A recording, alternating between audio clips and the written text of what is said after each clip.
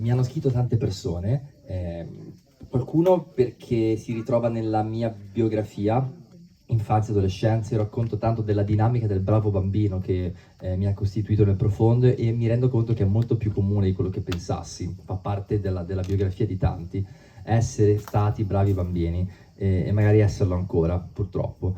Poi mi ha colpito, che tanti preti mi hanno scritto, o ex preti, o persone in discernimento, mostrandomi vicinanza, dicendomi che hanno dubbi, problemi anche loro, in qualche modo hanno stimato il coraggio con cui ho preso questa scelta, e anche questo non me l'aspettavo. E poi a me in negativo mi ha colpito una reazione, diciamo così, di pancia di tante persone, che però rivela la paura di mettersi di fronte alle questioni grosse che io pongo, credo. E cosa ci sarà nel mio futuro? Non lo so.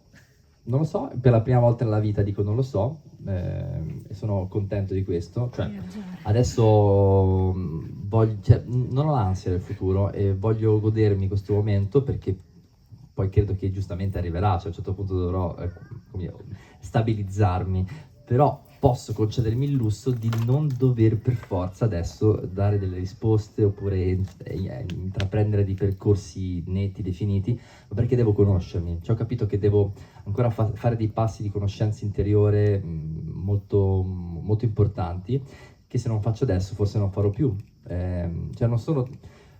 Io mi sento un privilegiato che alla mia età avere ancora la possibilità di mettermi in discussione così tanto. Perché non è perché nella vita si cambia, va bene, si cambia, noi che evolviamo, però poi la vita esteriore che ci costruiamo a volte non ci dà la possibilità di assecondare i cambiamenti interiori.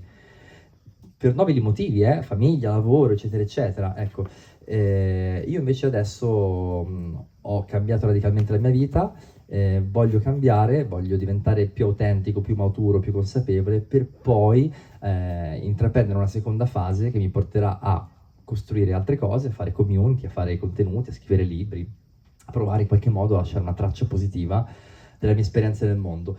E voglio anche trovare un modo, chiudo, per onorare il mio passato.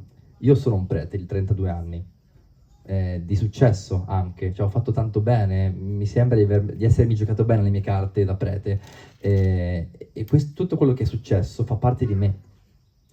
Adesso devo trovare però modi nuovi, vesti nuovi, dinamiche nuove, percorsi nuovi, per far sì che quel bene che mi ha costituito possa continuare a fluire, però su delle basi di verità nuove che in questo momento sto provando a scoprire. Grazie mille. Noi ti auguriamo tutto il meglio.